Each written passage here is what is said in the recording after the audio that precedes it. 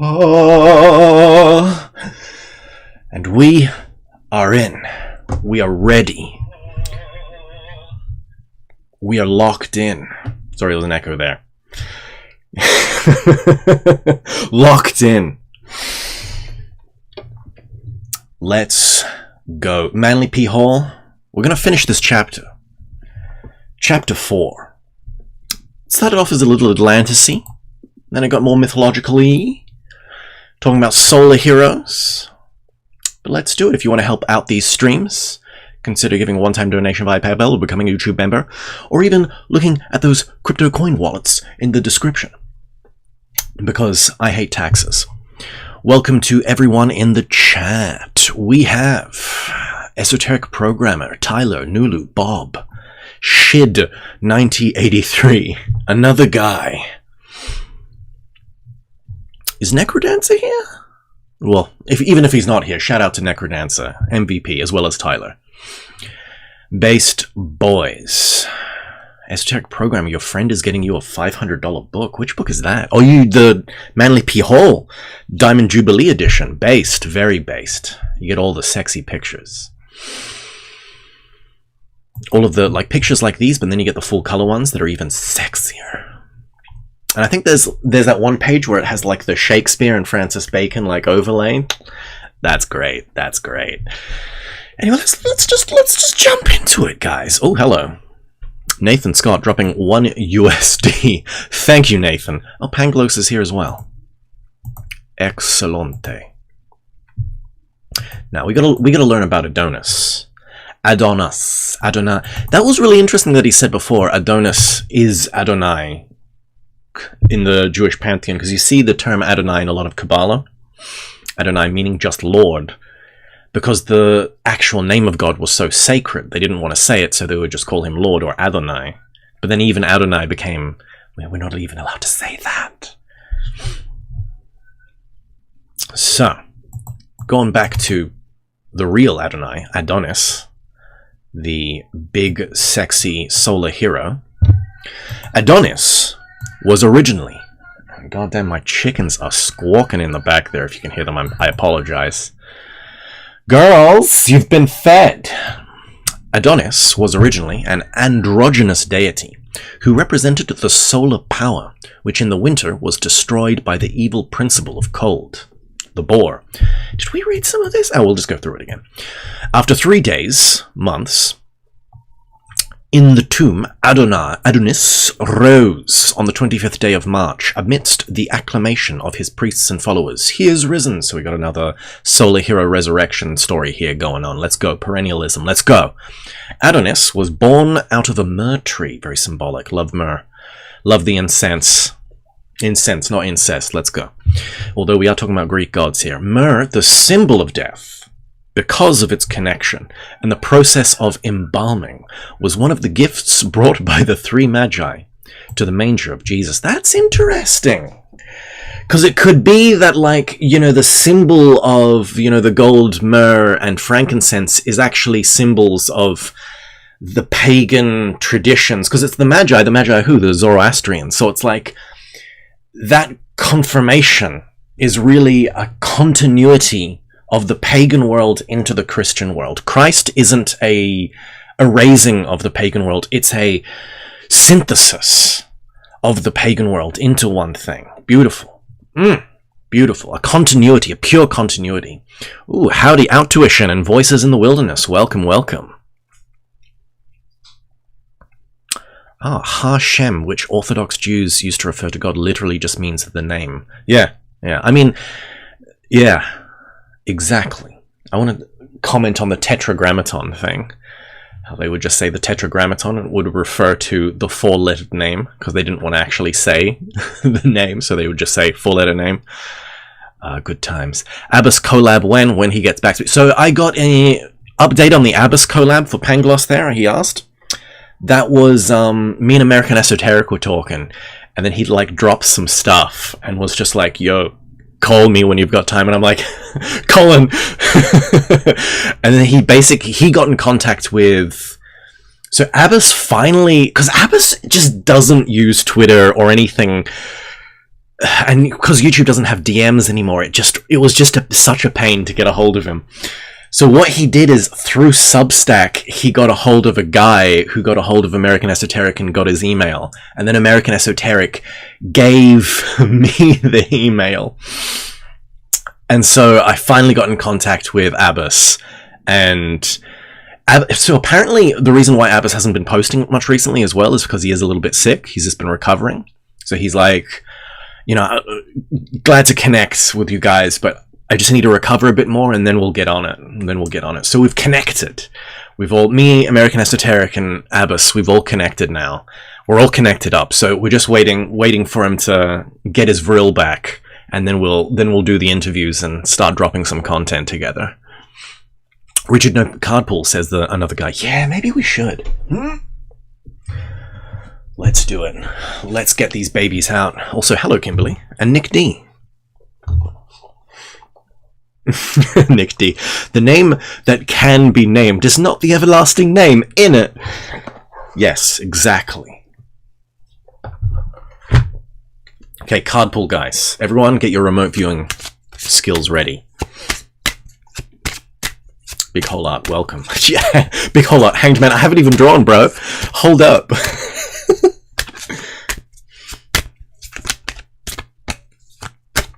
How wild was it that we got a full yesterday? Anyway.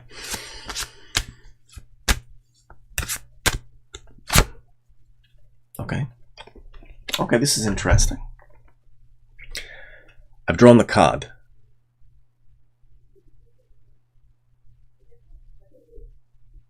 And I'm visualizing it in my mind, imprinting it in my mind.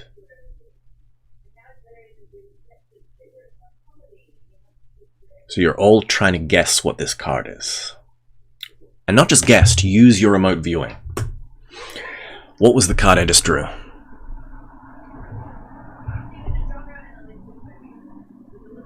Nick D says the Lovers. Okay. The Moon, Lovers. It's interesting that, like, a lot of people get a hold of certain things.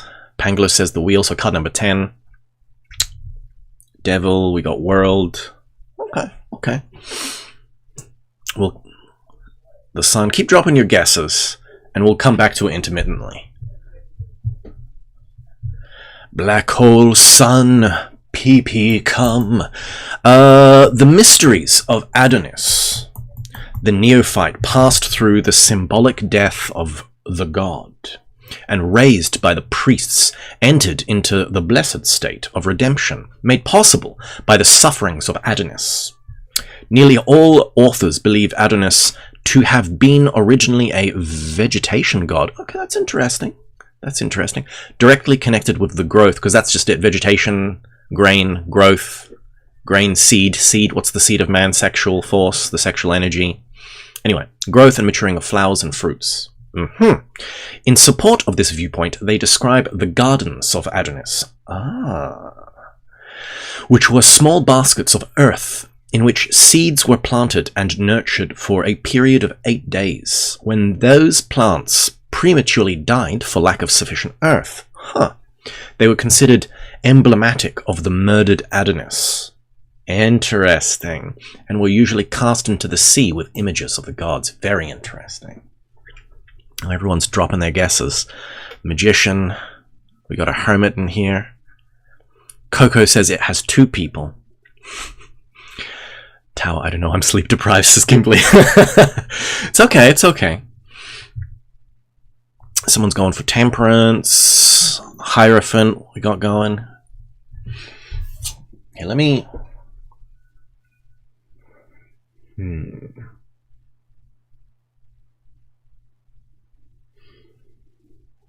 just trying to send it to you all. Remember when remote viewing, don't like jump too hard onto something like, you know, like there's 2 people there, therefore it has to be the Lovers. Just receive impressions as you go, and then try to build up these the little base impressions, just pure colors, just smells, just whatever, images, and then correlate them all together into something.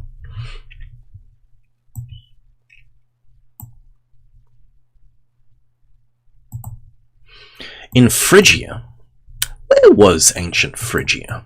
Phrygian cap, that's what Hermes has.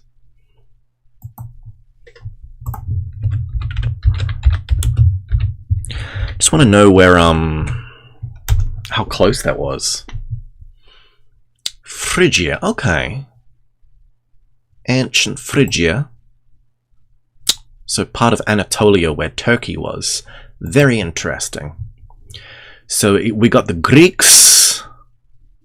We got the Greeks with the Euros, the Gyros, and then we got the Turkeys with the kebabs, and that's where Phrygia was. Okay, that's a better pick. More detailed there. Bithynia. Huh. Almost Brithannia. That's interesting. Okay, and that's where Lydia is, Lycia. Okay, Thrace. Okay, so all of these places were Turanian kingdoms. Very interesting. Very interesting. The mysteries of Adonai came from here. Adonis, sorry. In Phrygia, there existed a remarkable school of religious philosophy, which means that it's interesting. Yeah, the Turks and the Seljuk Turks all mass converted to Islam, but remember, Sufism was much more syncretic and absorbed a lot of the, what would you say, a lot of the native mysticism into it. And so different Sufi sects will absorb the things around it. Like the Chisti sect of the Sufis will literally talk about Kundalini. Why? Because most of the Chisti sects were like North Indian, so they would have absorbed Kundalini yoga into their doctrine. Whereas like some of the more Persian sects would absorb Zoroastrian themes, Sufi sects. So in Phrygia, it's interesting, the Sufis there, in Turkey, the Sufis there may have actually absorbed some of this ancient pagan philosophy there. Outtuition says, came across a registry book for my local Freemason lodge and looked it over, and it was like a high school yearbook, so I got to see their photos, and it was not good. Straight mutant boomer freaks. I mean, yeah, that's all it is nowadays, bruh. That's all it is nowadays.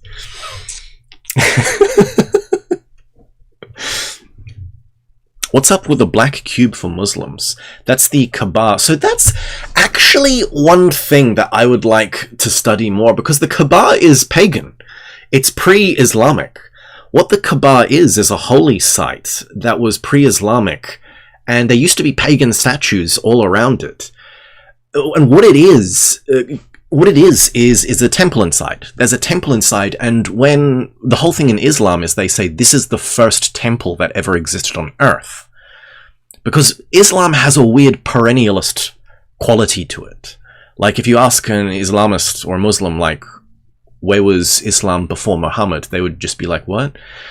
Like, because to them it's something that always existed. Muhammad just codified it.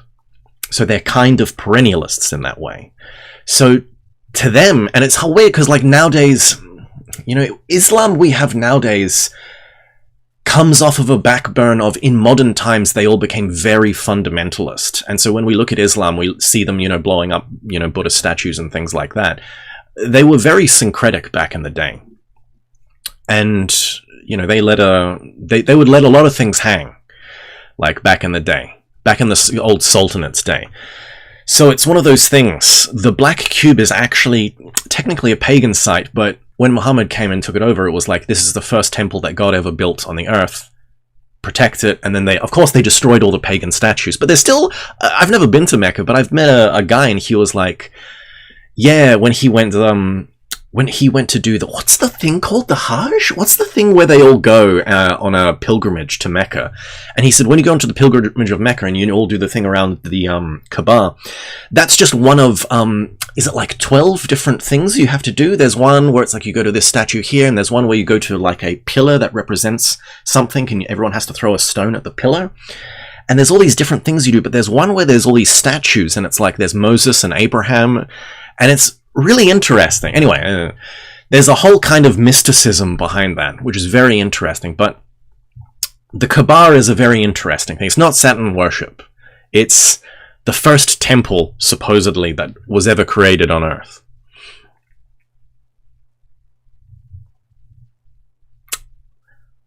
It is the Hajj, yes, yes. It's been a long time since I've like looked it up or gone into it. If you go to Mecca during the non-Hajj, it is called Umrah. Oh, okay, that's cool. Coco guessing it's either the Hanged Man or the Devil.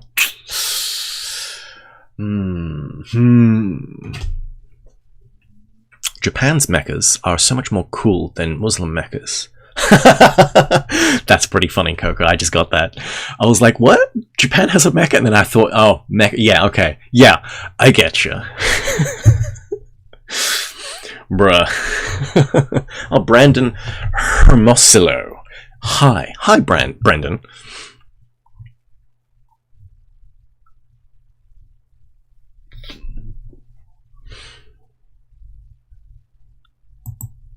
Now, we're getting off track because I started talking about Sufis. Now, in Phrygia, there existed a remarkable school of religious philosophy which centered around the life of untimely fate of another savior god known as Attis. Also, this is going to be interesting now. Attis is very interesting. Attis, by many Attis, or Attis, considered synonyms with Adonis. So Adonis and Attis are the same being. Very interesting. This deity was born at midnight on the 24th day of December. Lock in, guys. This is interesting stuff. Of his death, there are two accounts. In one, he was gored to death like Adonis. In another, he emasculated himself under a pine tree and there died. So he castrated himself. And this is really interesting symbolism, because this is more tantric symbolism. It's the semen, the sexual energy. You don't want it to be released into the world, you know, into the demiurgic world. So the castration is actually symbolic. You don't literally castrate yourself. You, instead of having kids, you transmute the sexual energy inwards and upwards. That's what the symbol of Attis's castration is. So it was a cult that used sexual energy. It's very interesting, the Attis cult.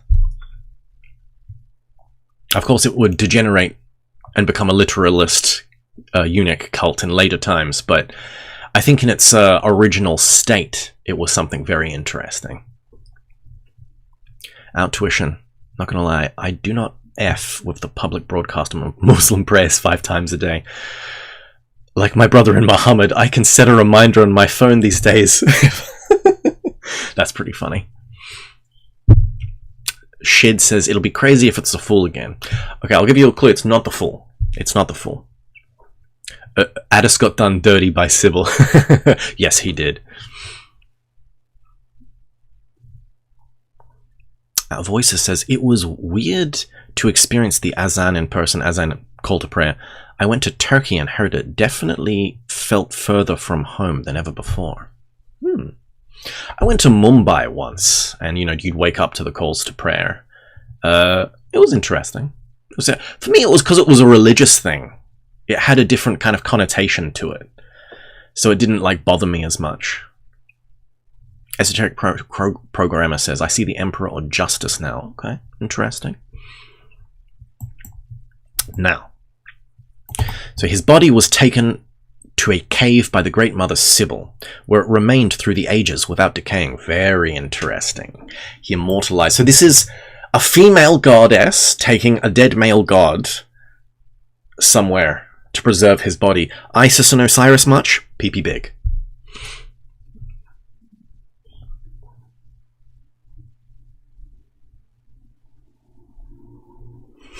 Bro, wait, what? Coco says there was a guy on 4chan who made an app that pointed to Mecca so Muslims can pray to the direction of Mecca, but instead he set the location to his house so he'd get all the prayers. Oh my god. That's hilarious. That's actually funny. Anyway.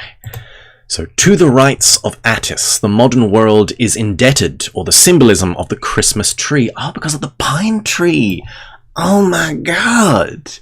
Christmas, it's really about sexuality and self-castration and tantra. Yeah, at Coco, that was a 10,000 IQ play.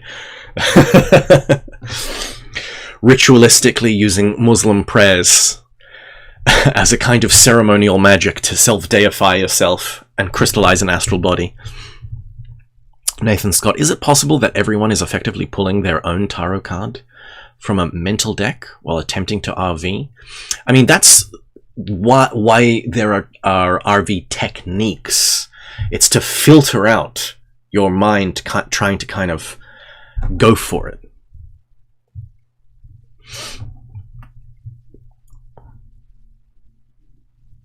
Voices in the Wilderness. Don't forget to like the stream. Yeah, guys, don't forget to like the like the stream. Post the link in all your group chats on Discord. Hey, oh my god, another guy it is. That's so funny. God, Lord of Mysteries, so based. Voice in the Wilderness says Queen of Swords. No, it's not Minor Arcana. We're just doing Major Arcana. Hey, Adamu, how's it going? You be gay like that? Yeah, you are. You're my little guy voices. Attis imparted his immortality to the tree beneath which he died, and Sybil took the tree with her when she removed the body. Attis remained 3 days in the tomb, rose upon a date corresponding with Easter morn, and by his resurrection overcame death for all who were initiated into his mystery. So this is very interesting. This is really interesting. So this is a pine tree he died under, and Sybil takes the pine tree. And it's like the pine tree is an evergreen tree. It's green all year round. So it's immortal. And also there's this going into a cave, and it's at December. So what star sign is December? Capricorn. So this is why the pine tree is also connected to Capricorn and kind of ceremonial magic. And through Capricorn to Saturn. So Saturn, if you want to do a Saturnian rituals, you can kind of use like pine tree essence for your incense, like that, or the pine fragrance. That's where that connection is. Very interesting. Pine trees, pine cones. In the mysteries of the Phrygians, says Julius Firmicus, which are called those of the Mother of the Gods, every year a pine tree is cut down, and in the inside of the tree, the image of a youth is tied in. In the mysteries of Isis, the trunk of a pine tree is cut. The middle of the trunk is nicely hollowed out. The idol of Osiris, made from those hollowed pieces, is buried. Hey, I called it there. I called it. There was a connection between Isis and Osiris and Sybil and Attis. That's very... I called it. And much like castration, pine trees shed their needles. Sure, why not? Out tuition, yeah. Getting with the symbols here. There's a similar story with Apollo, says Coco. Would be, because Adonis is also this kind of solar hero, and Apollo is that solar stuff. We're getting syncretic mythology down in this. Buried in the mysteries of Proserpine, so Persephone, a tree cut is put together into the effigy and form of the Virgin. What do we put on top of Christmas trees again? Angels, sometimes stars, but an effigy. And when it has been carried within the city, it is mourned 40 nights, and by the 40th night it is burned. Hey Jord, how's it going? Are you the astral Diddy? That's where, if you get into the astral, you can go to Diddy's grotto and meet Jord there. The mysteries of Attis. Wait, what's Jord saying? Proserpine? Persephone? Connotations making far too much sense. Ooh, and then it's like this thing. It's like going into the cave. Capricorn is kind of this thing, and it's like the Persephone is an underworld goddess, and we're trying to resurrect out of the underworld. Hence, Capricorn is this coming out. Another guy says, is this book just the study of patterns between myths and deities? It's kind of a perennialism. You know how people get into Hermetic Kabbalah and then want to link everything up onto a Kabbalistic tree? Instead of doing that, they should just read this book. And it's basically a book that educates you of symbols. You learn the language of symbols. And then when you dream, then when you path work, then when you use Hermetic Kabbalah, it all becomes simple. The symbols just connect. And then through the symbols, that which is behind the symbols speaks to you. And then that which is phenomenon and noumenon connects. That which is conscious and subconscious connects. There is a conjunctio, a mysterium conjunctio, a marriage, a hieros gamos of that which is hidden and that which is known. And then that dichotomy of occulted and seen breaks down. And there is only one thing, no duality left, just what is. And you peer into that through the study of these symbols. You know what I mean? Pangloss got to leave. Sorry, Richard. No problem, Pangloss. There's pinecone statues all over the Vatican. Okay, I didn't know that. I haven't been there.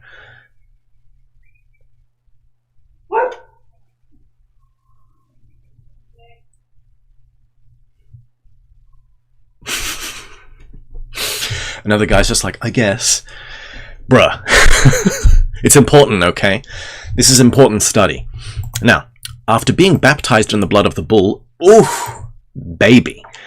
Now we're just connecting to all the myths. Getting some Mithra in here. The new initiate was fed entirely on milk. Mother's milk? To symbolize that he was still a philosophical infant. Does that mean gym bros are philosophical infants when they continuously drink milk? And you got to graduate. Through Stoic philosophy, they are initiated into the mysteries.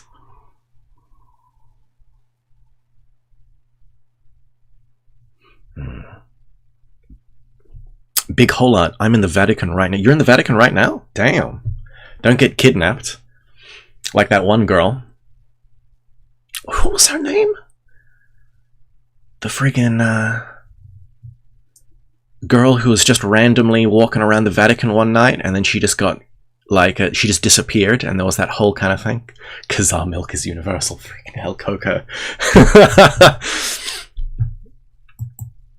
Philosophical. Having but recently been born out of the sphere of materiality, see Fraser's The Golden Bow.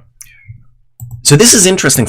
As I was saying about symbols and myth, that's one thing I think Dion Fortune recommends. She's like, read The Secret Doctrine and read this book, and you'll just understand symbols, and pathworking will become ultra easy. Is there a possible connection between the lacteal diet prescribed by the Attic Rite, Bow and St. Paul's allusion to the food for spiritual babies? Emanuela Orlandis. Thank you, Scouse. That's what I was thinking. I was thinking it's Emmanuel something, and I couldn't remember. Emanuela Orlandi. Everyone can go look that up. That's a rabbit hole into the dark Vatican. Those weird, like, the Italian mafia is connected to, like, some branch of the, like, Vatican that human traffics people. It was so weird. And it just, like, all these, like, false leads and things that end nowhere. It's crazy stuff.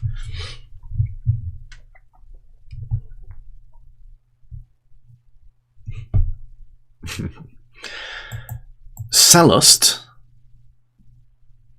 gives a key to the esoteric interpretation of the Attic rituals. Sibyl, the Great Mother, signifies the vivifying powers of the universe, and Attis, that aspect of the spiritual intellect which is suspended between the divine and the animal spheres. The mother of the gods, loving Attis, gave him a starry hat. Oh, we got a wizard's hat, bro, signifying celestial powers. But Attis, mankind, falling in love with a nymph, goddamn those nymphs, symbolic of the lower animal propensities, forfeited his divinity and lost his creative powers. See, this is it. We need to stay virgins and be virgin wizards, guys. This is the mysteries. Proof. Proved. Truth. It is thus evident that Attis represents the human consciousness and that his mysteries are concerned with the reattainment of the starry hat. Wizards, boy. We gotta become wizards again. Sallust on the gods of the world. Oh my god. It's all coming together. It's all coming together. Another guy says, so really symbolism is basically a language that is needed for the magician to do work. Yeah, it's the language of the birds. This is why Michael Meyer, the alchemist, said, you know, if you want to study alchemy, you should first study poetry, because poetry helps you learn the language of the birds, or the green language that Fulcanelli talks about. Because this is the thing, the initiates, when you gain sacred texts, those sacred texts, they're initiates speaking, but the initiates, who are the initiates speaking to? They're not speaking to us, they're speaking to each other. There's a circle of perennial initiates speaking to each other. When you read books of alchemy, alchemists are talking to other alchemists. They're not talking to you. You're just leaning in and being like, what the hell are these guys talking about? Put my alchemical concoction into the belly of a pelican until it's just ripe, and then the pelican like bites its own breast and blood comes out, and I use that blood to distill the Philosopher's Stone. What the hell does that even mean? They're using symbols and speaking to each other, and we're looking in. We need to educate ourselves so then we can arise to a level that we can be peers with them and participate in the mysteries.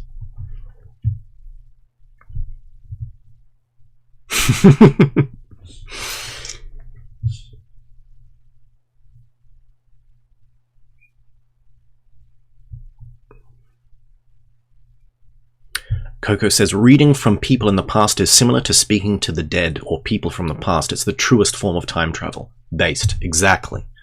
Return to the classics. Anyone else philosophering their stone right now? Just me right here, stroking my Philosopher's Stone. Yes, it's like when two experienced programmers start talking techno-babble to each other. Exactly. Exactly. Yeah, it's basically we've found like an old forum that's no longer in use, and there are all of these weird memes and we just don't get them, and we need to participate and kind of go through it all until we get the context and we can start decoding what's behind the memes and what the meaning was. And then on top of that, there are all of these fake people who think they know what the memes are, and they take these memes and they use them in their own ways, and it just muddies the water, which is why you get back to the classics.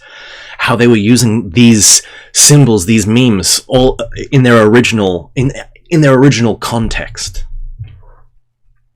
Because this is what it is. Tarot is memes. I mean, take the Lover's card in some other decks, not the Rider-Waite decks, where there's like two women, and there's a guy in between the woman. And the guy is facing, and there's one woman who's naked, and there's one woman in a dress, and the guy his body is positioned towards the woman in a dress, but he's looking back at the naked woman. That's Distracted Boyfriend meme. Distracted Boyfriend meme is literally the 6th tarot card. It's all repeats.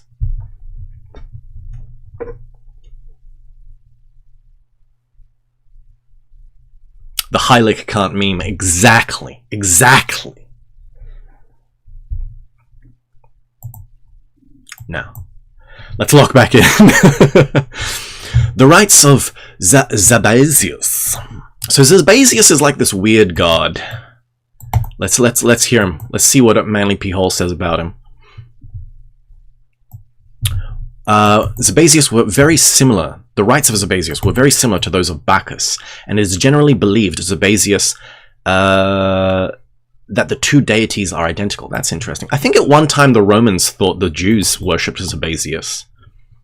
I think because there's no image of Zabasius, he's like a god that's too high, and so instead of making an image of him, or like a statue of him, they'd make a statue of a hand pointing up.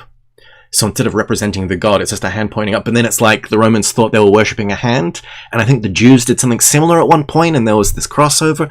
I may be tripping, but I swear that was like a thing. Outtuition, shout out to Meme Analysis, yes. Meme Analysis, let's hook up as well.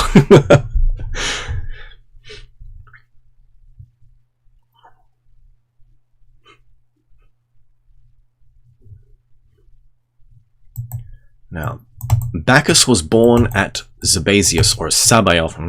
Yeah, maybe that was the thing. The Jews say Sabaoth, and the Romans just thought it was Zabasius was the same thing or something. Anyway, and these names are frequently assigned to him. The Zabasian mysteries. This sounds great, by the way. Zabasian mysteries. This sounds spicy. Zabasian. Like if someone said Like, you know how, like, oh, let's go and eat Italian, let's go eat Ethiopian restaurant or something like that. If someone asked me, hey man, you want to go out and let's get some Zabasian dishes, let's get some Zabasian meals, I'd be like, hell yeah. I don't know what that is, it sounds delicious. You know what I mean? The word has the flavor embedded in it. You know what I mean? I'm not crazy. Everyone else is getting this, right? The Zabasian mysteries were performed at night, and the ritual included the drawing of a live snake, across the breast of a candidate. Very sexy. So basically, Dusk Till Dawn, that the movie, like, where Salma Hayek comes out with the snake, that's basically blood memory of the Zabasian mysteries. Clement of Alexandria writes, the token of the Zabasian mysteries to the initiated is the deity gliding over the breast. A golden serpent was the symbol of Zabasius. That's interesting.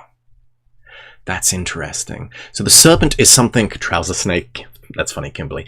The serpent is something chthonic, so it's the opposite of the eagle. Religions that use birds as an analogy, that's more devotion, that's more mysticism, that's prepare yourself and the eagle comes down, something comes down and lifts you up. Religions that are more serpentine, that's chthonic. You're going down to... You must descend before you ascend, and then you crystallize and you move upwards.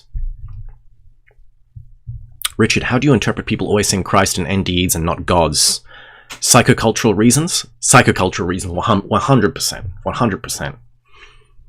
It is. That's 100% psychocultural. If you were ancient pagan, you'd see Odin. If you were Taoist, maybe you see the Jade Emperor, I don't know. I knew a girl once. Hold on. I know, you're sidetracking me, Nulu. You're sidetracking me. So Nulu asks, how do you interpret people always saying Christ and NDEs? I once knew a girl who was completely atheist, or she was raised atheist, but she got into wanted something spiritual, but she, obviously, this is back in the day, you couldn't find a Hermetic school down the road, so she would just go to New Age places and do New Age workshops. And at once she went to this New Age New Age meditation workshop, and it was like a connection to the highest part of the highest self. And what's that archetype supposed to be? It's, Kater in Kabbalah, which is the old wizened man. That's Odin. That's, Zeus. That's that kind of old thing, Kronos or something. That's what the archetype should look like, a wise old man. She had none of that. She didn't study any mythology. She had raised atheist, so she couldn't even see it wouldn't even represent as Jesus. What's the only symbol in her that archetypal force could use to represent itself? She had read Lord of the Rings. So she did this meditation in this workshop, and Gandalf appeared before her, and it was like... And she was like, is Gandalf real? And it's so funny. I always laugh at that, because it's like... No, it's not that Gandalf is real. And the lady doing the workshop as well got kind of mad at her, because she just thought she was making fun of her meditation. So not even the lady doing the workshop understood symbolism, and how it's like... No, the highest part of the highest self isn't that thing. It just uses that as a representation. So Christ is... The reason why Christ has become so universal, to a degree you could say, for whatever reason, maybe it's because of the cultural force it has, or there is something about the story that makes it, that image potent, more potent than other images. And it just appears. Voices in the Wilderness says, within the York Rite, the pelican represents the highest virtue of the Mason. Oh, okay. Very interesting. Charity and self-giving love, where one is willing to say... I guess that's why the pelican is cutting open its breast and feeding its children with its own blood. Yes. Yeah, so that's very interesting. That's very interesting. And keep in mind, charity, when we say the virtue of charity in Christianity, that's always a mistranslation. In the Bible, written in Greek, would have used Greek terms for love. So we just have one term for love. The Greek terms for love, philia, storge, eros, and agape. Whereas philia is just friendship, storge is love without effort. Eros, we all know what erotic is. But agape is universal love. And in the Bible, when it was in Greek, where they translated it from Greek to English, the term agape, they translated to charity. So scholars then reading in English would see the word charity and be like, oh yeah, they would know what that meant. But it doesn't mean like, you need to give. How do you get into heaven? $29.95 in the collection bowl. Boom. Me and the boys will pay real hard. Pray real hard now that you've got the virtue of charity. It's not the virtue of charity, it's the virtue of agape, of universal love. Hence why the pelican is sacrificing itself to feed its young. That's what agape is. Jesus Christ sacrificing himself is agape. Agape equal godly love. Yes. Pure sacrifice.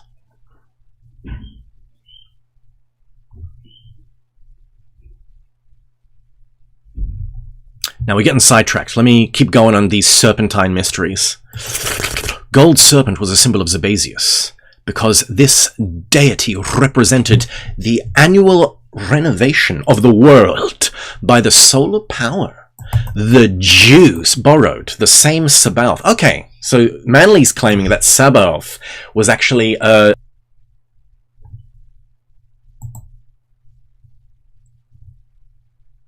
Ooh, sorry.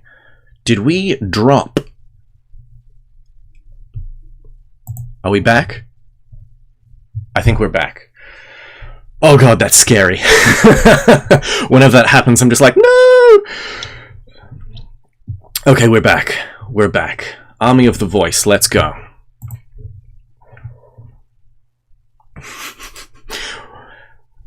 Don't worry guys, I caught it. You didn't miss anything. I was just talking about the Jews stealing. The Jews borrowed the name Sabaoth from these mysteries and adopted it as one of the appellations of their supreme god. During the time, the Zabazians, and this is interesting because Sabaoth then, through the Jews, it gets adopted into their mysteries, and then when the Gnostics come along, they absorb that name into their doctrine, and Sabaoth is actually a kind of Gnostic angel. And basically, in some Gnostic texts, like the Hypostasis of the Archons, the demiurge is actually sundered and thrown from his throne into the abyss, and from there, the 10,000 things, the demons and vices arise. So the demiurge is actually in the abyss, and he doesn't rule in the world anymore.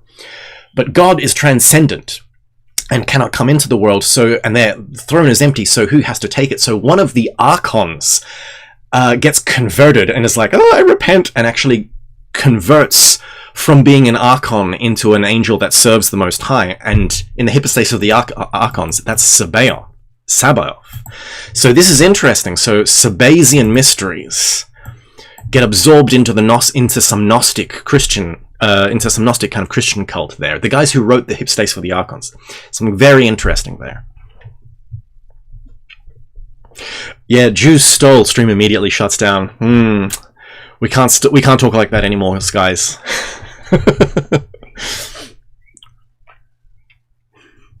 Happy Hanukkah, everyone. We must send another 3 trillion to Israel. Now,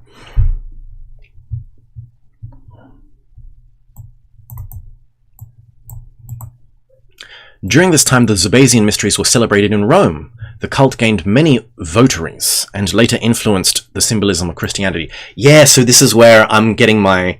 I swear I read something about this and I just kind of got it crossed in my brain. Shalom, brothers. Shalom. The Kabiric mysteries of Samothrace. Okay. So the Thracians, and then we have Samothrace, were renowned among the ancients. Renowned! Being next to the Eleusinian in public esteem. So the Eleusinians, top tier, and these guys were right behind. Herodotus declares that the Samothracians received their doctrines, especially those concerning Mercury, from the Pelasgians. Who are the Pelasgians? Little is known concerning the Kabiric rituals, for they were enshrouded in the most profound secrecy. Some regard the Kabiri as 7 in number and refer to them as the 7 spirits of fire before the throne of Saturn. Others believe the Kabiri to be 7 sacred wanderers, later called the planets. It's all comes back to ceremonial celestial magic. Pelasgians. While a vast number of deities are associated with the Samothracian mysteries, the ritualistic drama centers around 4 brothers. The first 3, Ascherios, Achiochersus, and Achiochersa, attack and murder the 4th, Chasmala. This is very Hiram Abiff. Is anyone else getting like Masonic vibes here? 3 brothers kill a 4th, or 3 workers kill Hiram? Dionysiodorus, however, identifies Asicheros with Demeter. Okay. Achiochersus with Pluto, and Achiochersa with Persephone. Okay. Okay, so it was another... Okay, and Kashmala with Hermes. Okay.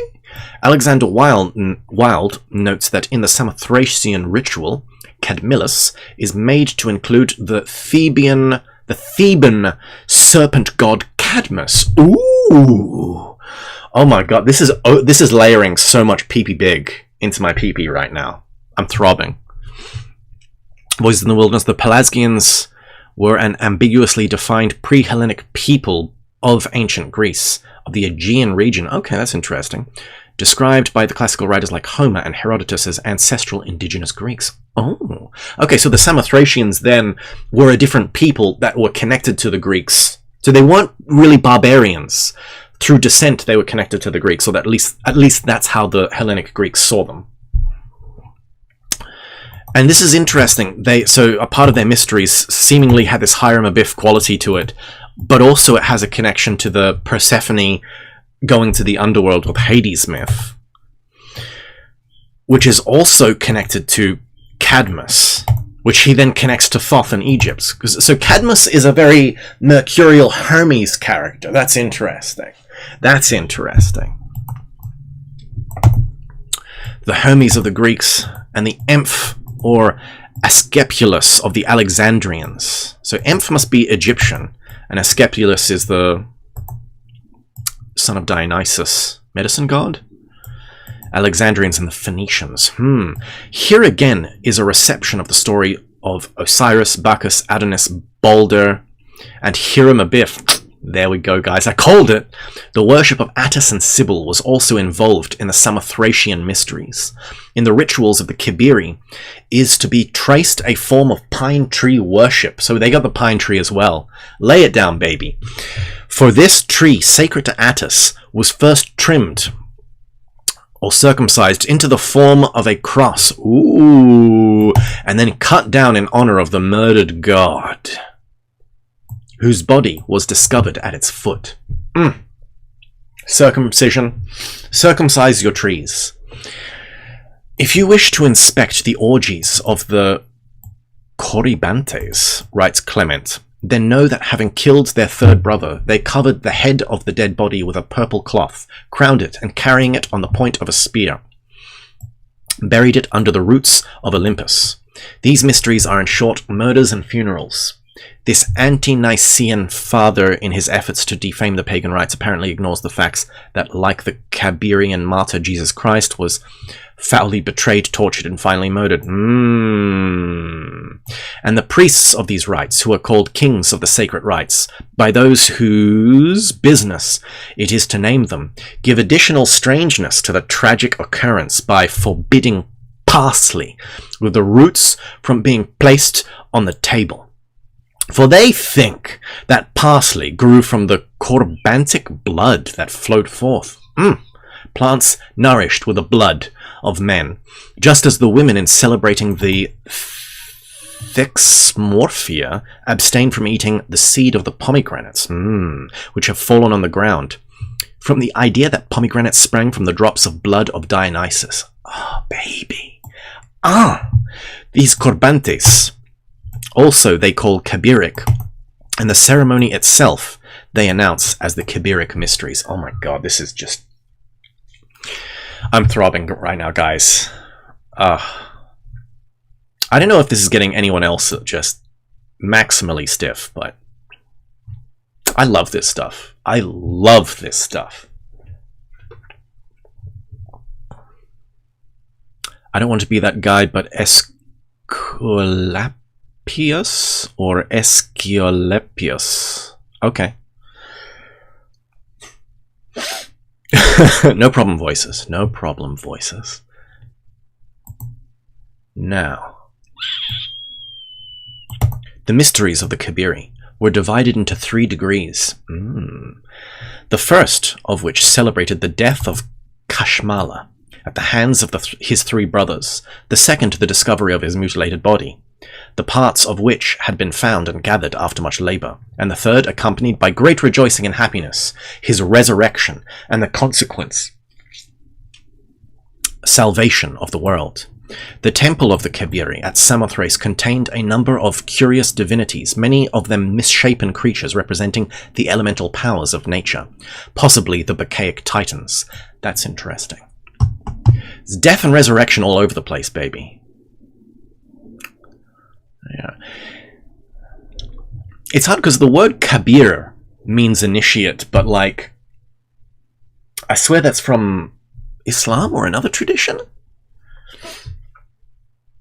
Where does Kabir with a K come from? I swear that means initiate in another tradition. This etymology is tripping my balls. Children were initiated into the Kabirian cult with the same dignity as adults. I wonder if they like had some past life memory kind of thing. So like you would get your Surf says Kabir means great or ascended. Okay. It makes me wonder if the kids first had awakened to their past lives and then they would be initiated or something like that.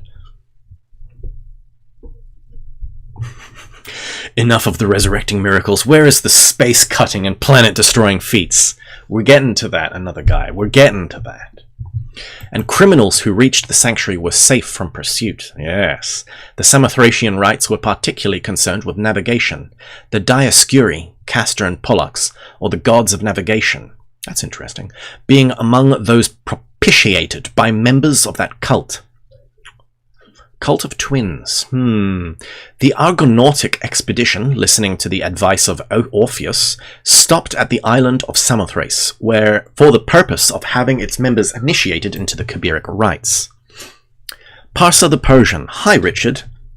Hi, Parsa. Kabir is used as one of the 99 names of Allah. Okay, very interesting.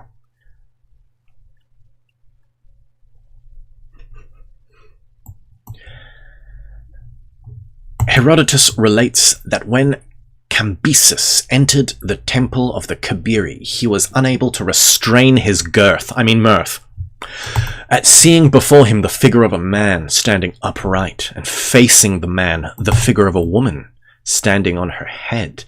Oh, 69. Had Cambyses been acquainted with the principles of divine astrology, he would have realized that he was then in the presence of the key of the universal equilibrium. Segs. I ask, says Voltaire, who were these hierophants, these sacred Freemasons who celebrated their ancient mysteries of Samothracia, and whence came they and their gods Kabiri? See Mackey's Encyclopedia of Freemasonry. Clement speaks of the mysteries of the Kabiri as the sacred mystery of a brother encyclopedia of Freemasonry slain by his brethren and the Kabiric death. God damn. I got to get into some the Gold's history of Freemasonry. Was one of the secret symbols of antiquity. Thus the allegory of the self, murdered by the not-self, is perpetuated through the religious mysticism of all peoples. The philosophic death and the philosophic resurrection are the philosophic death and philosophic resurrection lesser and greater mysteries respectively. Okay, very interesting. So, philosophic death. So, death is lesser and resurrection is greater. So in the lesser mysteries, we go through death, we go through a blackening, and then we go through that whitening in the greater mysteries. We resurrect. I am the gatekeeper. I am the keymaster. Why the hell did the Ghostbusters know about this? That's funny. Well, I mean, what was the whole thing with the Ghostbusters? That was the ancient Sumerian god that came at the end? They kind of, there's always a little bit of something in something, if you know what I mean.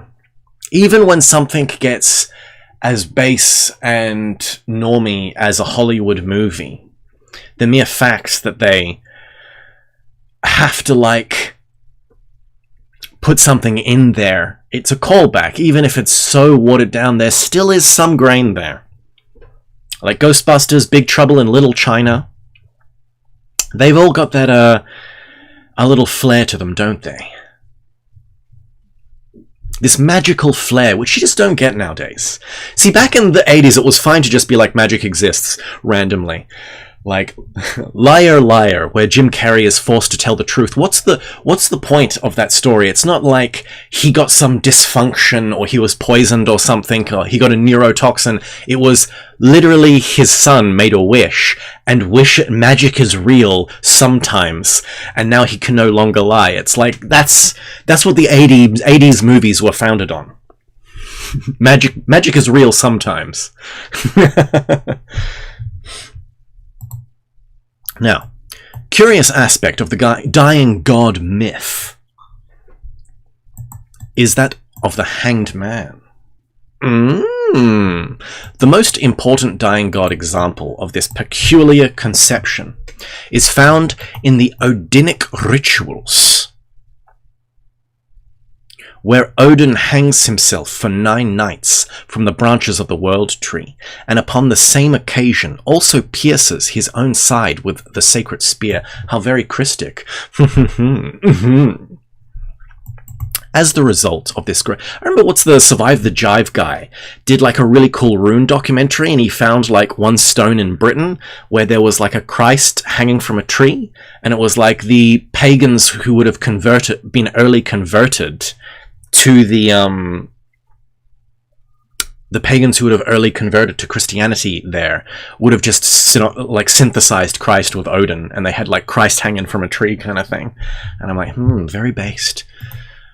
As the result of this great sacrifice, Odin will suspend over the depths of Niflheim, discovered by meditation, the runes or alphabets by which later the records of his people were preserved.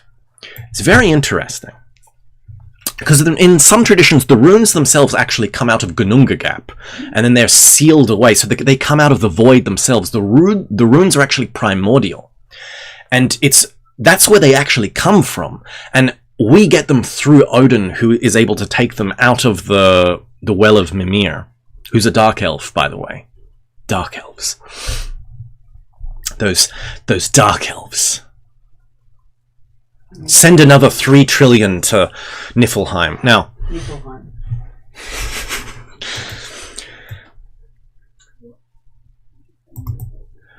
Because of this remarkable experience, Odin is sometimes shown seated on a gallows tree. Okay, that's interesting. He became the patron deity of all who died by the noose. That's interesting.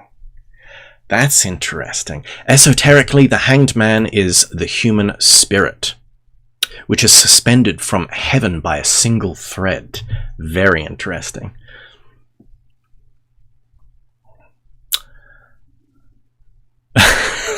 Sorry, I just read that. Gununga D's Gap. Yeah, that's funny. Funny, Adam.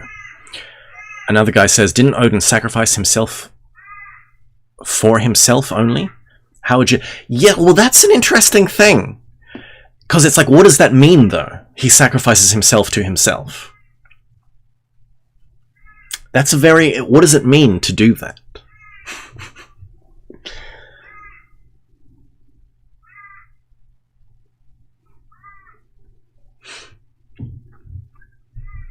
Because this is the, he's also upside down, remember?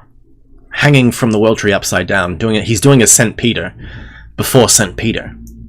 And this is interesting here, because Manly P. Hall also shows one of the deep meanings of the Hanged Man Tarot card, because the Hanged Man Tarot card kind of sucks. But, why does he suck? He sucks because he's restrained in the physical world. But where's his feet? His feet is in the spiritual world. He's a man who appears to us mad, upside down. His thinking is upside down. But really, he's oriented himself to the spirit.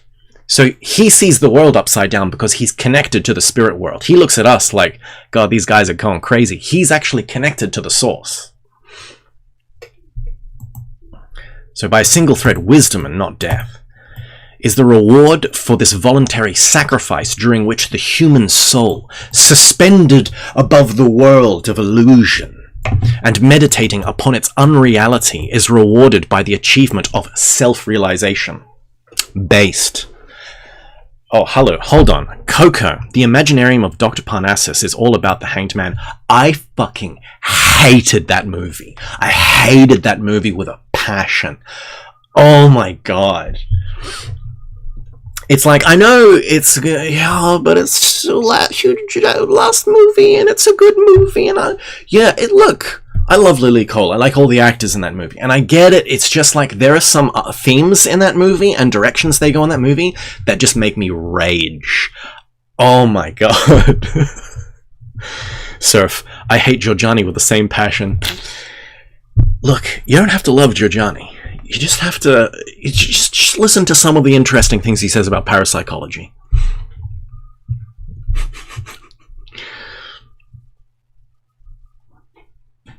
Movies RR hates. Holy Mountain and Imaginarium. Yes.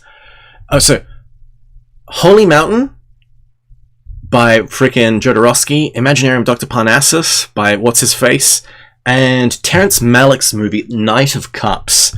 Those are movies where everyone's like, they're so esoteric, they're shit, and they get esotericism wrong. I hate them. I'm gonna do a top 10 esoteric movies frickin' video, just so, and not include those three. Just put them in the trash. That's where they belong. My favorite is Terry Gilliam's Zero Theorem. Is that like... Because I wanted to see that movie, but people were just like, oh, it's just Brazil updated for the modern times. So I didn't, like, see it. But is it good? Is it actually about that? Because then I kind of want to see Zero Theorem. Oh, Kangaroo Caliphate. Lol, I liked The Knight of Cups. Look, I'm not going to hate you for liking The Knight of Cups. I just didn't like it. I was just like... It's just cringe. It's too pretentious. It's too pretentious for me. There's more esoteric depth in Seven than those movies. Yeah. Seven's pretty harsh though. Okay. Kangaroo Caliphate says, I'm pretentious. That's okay. Yeah, if you're so pretentious, if you're pretentious as well, then you like it. It's like, okay, go for it. If you're a pretentious person and you like pretentious things, go for it. Some people just love that pomposity. Like, I didn't see... What was that hipster movie about the eye? And it was a guy who was, like, just a Reddit atheist, and he had, like, some brown girlfriend who's spiritual, and she tries to make him spiritual, but he's like, no, I'm a Reddit atheist, and then she dies, and he gets hella sad, but then, like, studying eyes, he realizes that people who reincarnate, they have the same eyes, and he finds his girlfriend again or something. What? And it was just like the biggest hipster movie ever, and I was just like, I'm not watching this movie. But everyone who I know who's seen it is just like, it's amazing, it's so esoteric, and I'm like, I'm not gonna watch it. But yeah, I swear it was just called I something. Bro, someone in the chat must have seen this iMovie.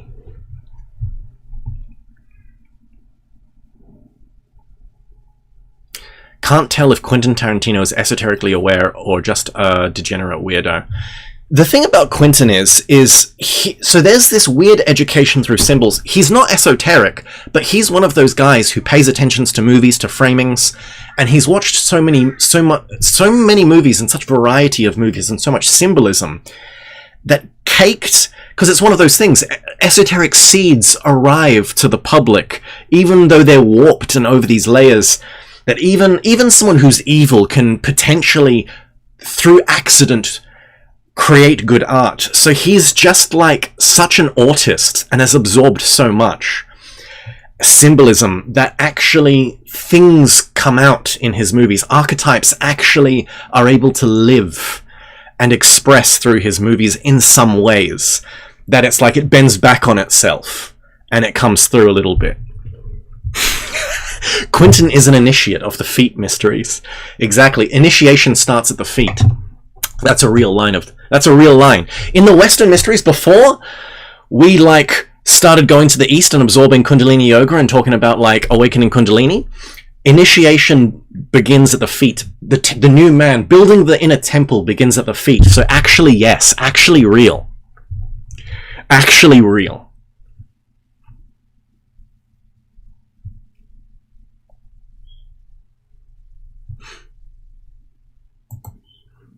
Now, from a consideration of all these ancient secrets, rituals, it becomes evident that the mystery of the dying god was universal among the illumined and venerated colleges of the sacred teaching. This mystery has been perpetuated in Christianity, in the crucifixion, dying god and death of the God-man Jesus the Christ. Can you all hear the plane? Soul equals soul confirmed. That's funny, our tuition. The secret import of this world tragedy and universal martyr must be rediscovered if Christianity is to reach the heights attained by the pagans in days of their philosophic supremacy. The myth of the dying god is the key to both universal and individual redemption and regeneration. It's not just about redemption. It's about regeneration, spiritual regeneration. It's not about healing. Oh, I need to heal. We all need heal. Heal our trauma. Heal childhood trauma, past life trauma, world trauma. No, you don't need to heal trauma. You need not just a little, oh, I've got a cut and it needs to be healed. No, you've been amputated. There's a spiritual limb that you're missing and you need to regenerate. You need spiritual regeneration, not spiritual healing. Woo! And those who do not comprehend the true nature of this supreme allegory are not privileged to consider themselves either wise or truly religious. Boom! Drop the mic. Manly P. Hall just teabagging the New Age even before it existed. Take that, hippies.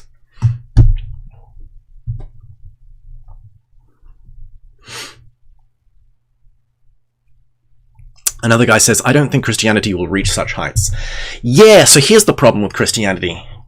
I think I've mentioned this before. Christianity went through a couple of phases. First, you get Platonic Christianity from Augustus, St. Augustus. He Platonizes Christianity for the masses. And then Aquinas in the Middle Ages integrates Aristotle. So we get Aristotelian Christianity. But where's the Neoplatonic Christianity? Meister Eckhart created a new type of Christianity, a Neoplatonic Christianity, but Meister Eckhart was denounced as a heretic, and that Neoplatonic Christianity never actualized fully. In the East, they've got orthodoxy, but that has its own entrapments, but we never got a really Meister Eckhart return to tradition Neoplatonic Christianity.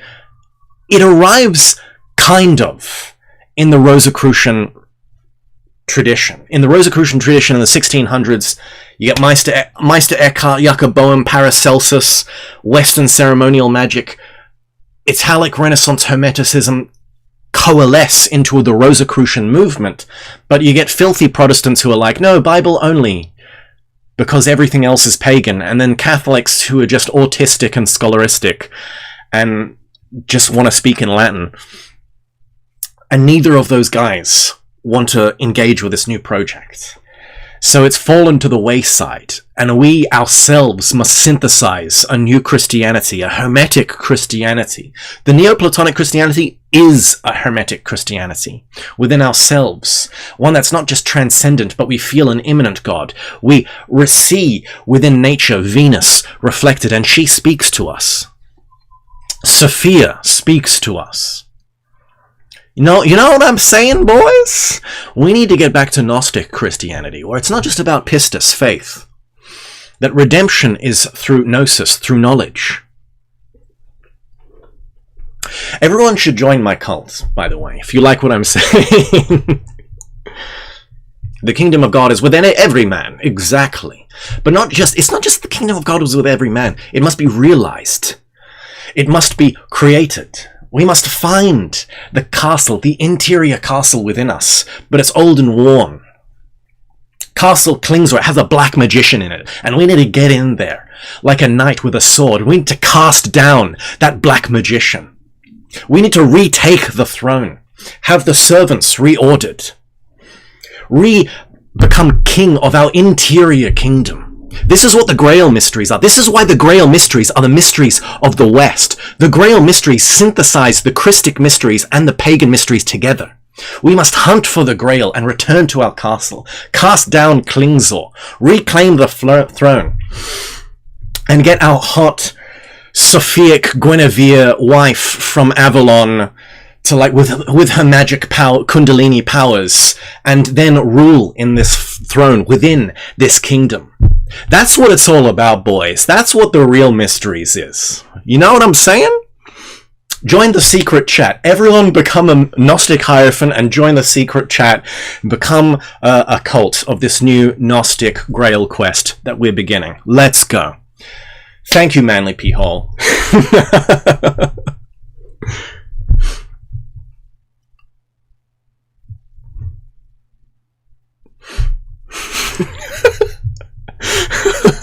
And then finally, we will re-establish Atlantis in the physical. Let's go. Whew. I do kids' parties, by the way. Oh yeah, next chapter. So we're going to pick up next week, guys. So Life and Writings of Thoth Hermes. Next week, we're going to get Hermetic, baby. Guys, why isn't my thing loading?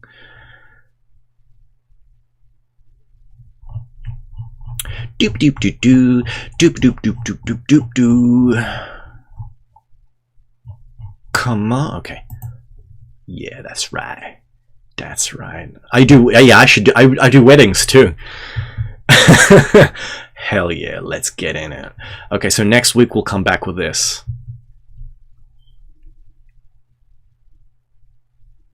Oh, you know, there's a manuscript where St. Aquinas notes on St. Albert's lecture on St. Dionysius' Neoplatonic apophatic theology. No, I did not. That's interesting. And yeah, I should actually say, yeah, there's also the pseudo-Dionysius is smuggled Neoplatonism into Christianity, so there is some Neoplatonism in there, but it needs to come to full fruition.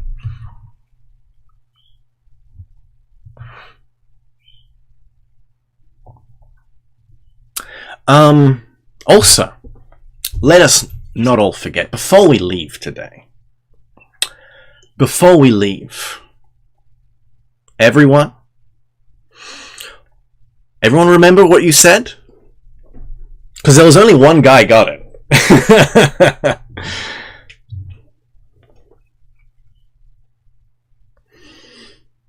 Time for the reveal. The card. It wasn't the Fool, wasn't the Moon, wasn't the Lovers. Only one of you got it.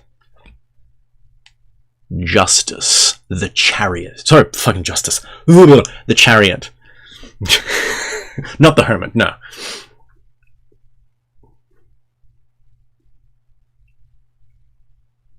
The Man. See this guy right here? This is our innermost. This is, someone said, what is it, the Emperor? Almost. This guy is the Emperor from the fourth card, but the Emperor in the fourth card is passive. He's on the throne. Here he's active. He's in the chariot, ready to go to war. And there's duality. There's the chariot, the guy riding the chariot. If he's an authority that's a tyrant, he'll go the black way. But if he goes the right way, the white way, then he becomes a proper ruler. Big Whole Art. Love you, Rich. See you next week. Mwah. See you next week, Big Whole Art.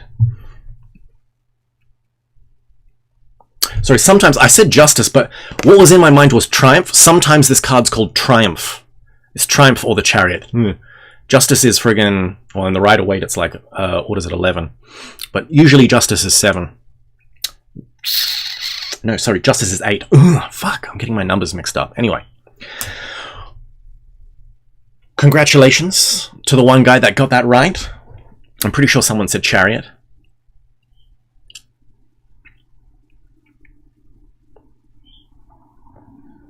You have to be a good ruler and capable of being a tyrant. No, you have to have authority, not just power. I guess you need the power of a tyrant, but to have true authority is like a competence. Authorship. Anyway, I'm gonna just ramble more and not end the stream if you get me hooked on this stuff. Thank you all for being here for the Manly PP stream. Birds, drop a bird in the chat for Carl.